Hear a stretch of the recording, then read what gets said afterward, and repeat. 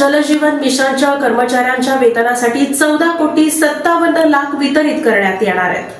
राज्यातील पाणी पुरवठा व स्वच्छता विभागातील जलजीवन मिशन अंतर्गत काम करणारे कर्मचारी यांचे गेल्या 9 महिन्यांपासून थकीत असलेल्या वेतनासाठी 14,57,00,000 निधी वितरण जिल्हा स्तरावर करण्यात आले आहे, अशी माहिती कर्मचारी संघटनेचे राज्य कार्याध्यक्ष सचिन जाधव यांनी दिली। पाणी पुरवठा व स्वच्छता विभागातील स्वच्छ भारत मिशन व जलजीवन मिशनमधील कर्मचारी यांचे प्रश्नांबाबत राज्याचे मुख्य सचिव राजेश अगरवाल, मुख्यमंत्र्यांचे प्रधान सचिव श्रीकर परदेशी यांची भेट घेऊन चर्चा करण्यात आली।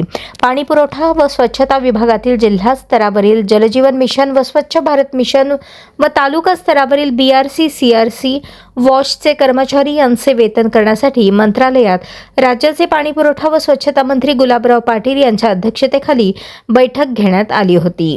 राज्याचे कृती समिती अध्यक्ष रमाकांत गायकवाड, कार्याध्यक्ष सचिन जाधव, उपाध्यक्ष ऋषिकेश शिलवंत, उपाध्यक्ष बंडू हिवरे यांनी सातत्याने पाठपुरावा केला होता। आमदार सुधीर मुनगंटीवार यांनी देखील पत्र देऊन बैठक आयोजित केली होती।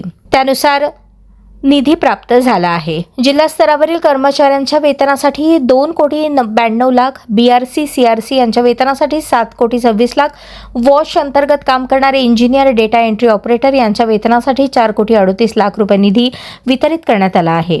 प्रकल्प संचालक D गंगाधरन यांनी तात्काळ निधी वितरित करण्यासाठी प्रयत्न केले। जलजीवन मिशनसाठी वेतनसाठी निधी प्राप्त झाला असून तसेच स्वच्छता भारत मिशन ग्रामीणसाठी राज्य हिश्श्यातून निधी प्राप्त झाला आहे। सदर निधी या आठवड्यात जिल्हा स्तरावर वर्ग करण्यात येणार आहे। याबाबत केंद्राकडे स्वच्छ भारत मिशनच्या निधीची मागणी केली होती। केंद्राकडून राज्य हिश्श्यातून निधी उपलब्ध करून द्या असे लेखी पत्र दिले आहे।